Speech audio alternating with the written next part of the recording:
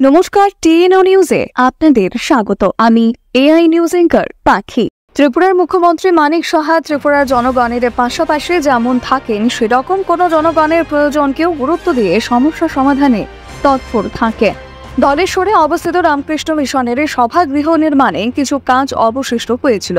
ওই অবশিষ্ট কাজের সমাপ্তির উদ্দেশ্যে ডক্টর মানিক সাহার দ্বারস্থ হন মিশনের কর্তৃপক্ষ। এই আবেদনের সম্মান রাখার জন্য তিনি রামকৃষ্ণ মিশনের সম্মানিত সেক্রেটারি স্বামী অমর্ত্যানন্দ মহারাজকে আর্থিক সহায়তার উদ্দেশ্যে 20 লক্ষ টাকা তুলে দেন। এই আর্থিক সহায়তা দানে স্বামীজি ও মিশনের কর্তৃপক্ষ ধন্যবাদ জ্ঞাপন করেছেন ত্রিপুরার দরদি মুখ্যমন্ত্রীকে। এখনকার মতো সংবাদ এ পর্যন্তই। পরবর্তী নিউজ ও আপডেটস দেখার জন্য অবশ্যই চোখ রাখুন টিএনও নিউজের পর্দায়।